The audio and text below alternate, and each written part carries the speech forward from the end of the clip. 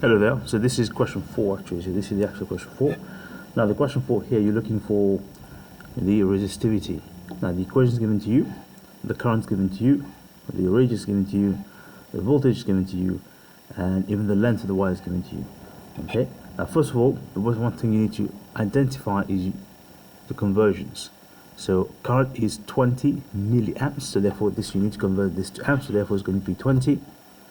So milli is times 10 to the power minus 3, okay, minus 3 amps.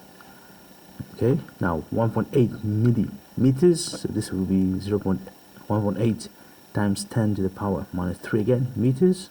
Now this stays the same. Okay, now first of all, let's take a look.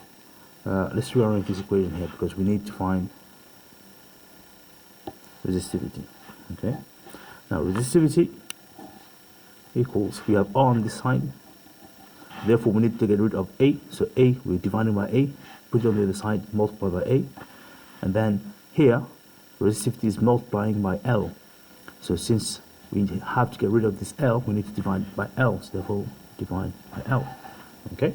Now, what we need is we need to find the resistance, the area, the length of the wire we know. Now, how can we use these information to work out the resistance? Okay, so I'll do this in corner. Now, remember that resistance is equal to voltage divided by current.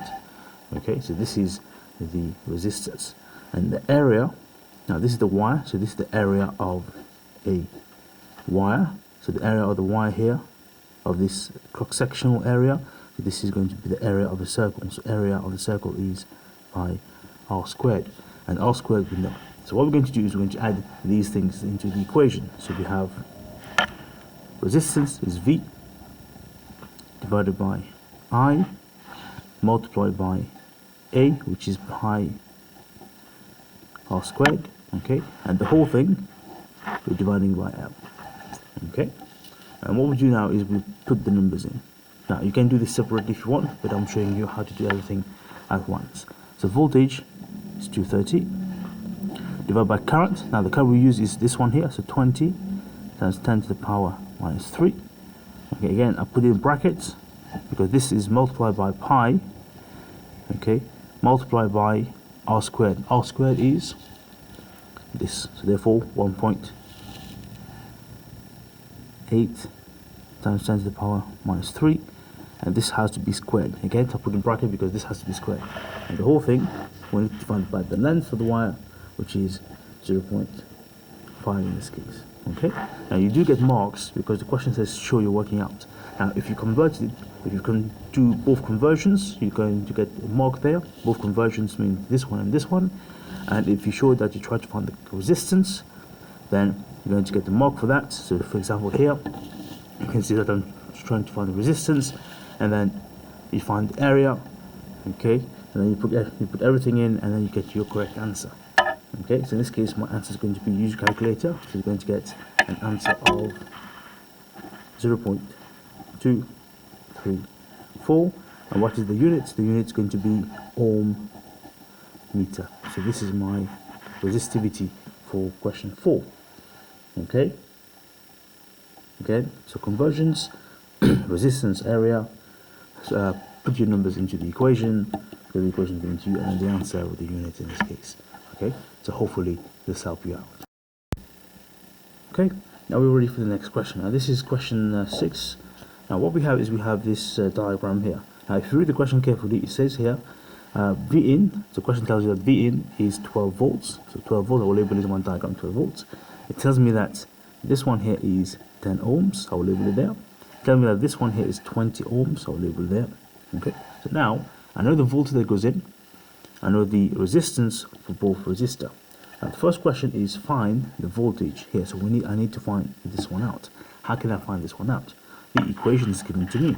The equation is given to me from the question, so therefore it is going to be V out, which is what we're looking for, is equal to R2, the resistance of R2, which we know from the question, divided by R1 plus R2, and the whole thing is multiplied by V in. Okay, now let's put the numbers in. So this one, very easy to get 3 marks there. So R2 is 20, yeah, so 20 divided by R1 is 10 plus R2, 20, and the whole thing timed by V in, which we know from the question is 12. Okay, and this will give me an answer of 8 volts. Therefore, this here, this resistance, this resistor is getting 8 volts. Okay, 3 marks, easy marks. Just put the numbers into the equation, because the equation is given to you. Now, let's do B in this case. Now, B, we need to find the voltage across R1. Okay, now, first of all, what circuit is this? How are these guys connected? So, these two are connected in series. So, let me draw them here for you. So, we got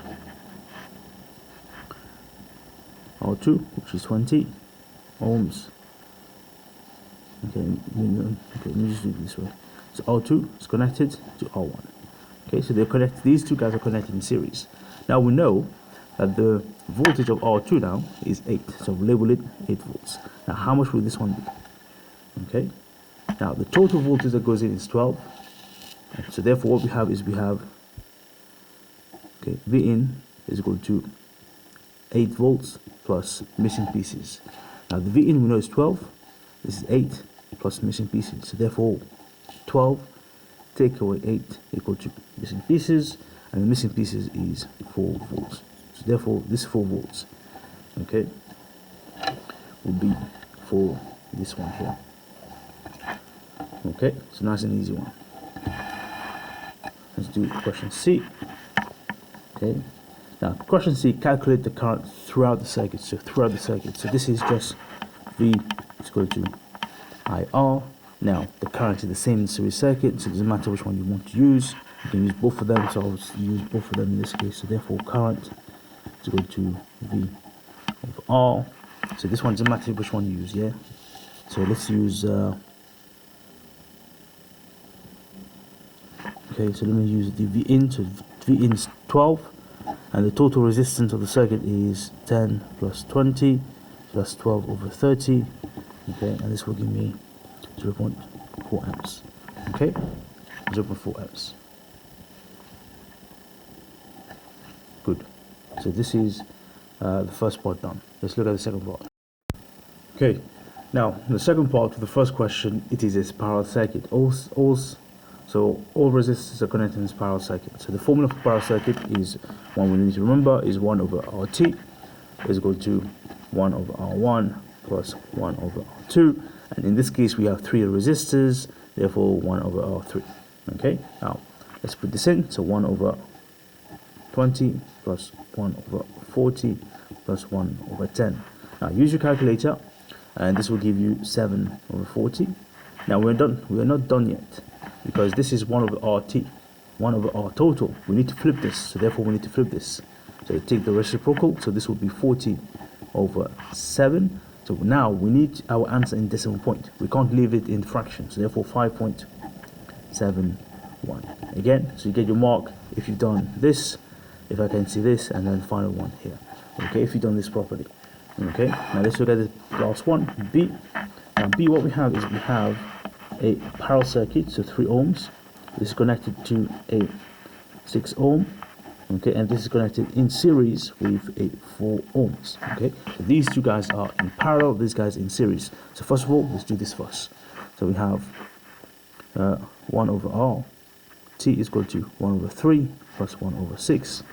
Okay, this will give me 1 over 2, and then I need to flip it, so therefore this will be 2 ohms. So therefore what I have now, what I've done is I've transformed this into this. So therefore I have 1 resistor, I've combined these two, so this is 2 ohms now, and this is connected to this guy, which is 4 ohms. Now how are these guys connected together? How are they connected together?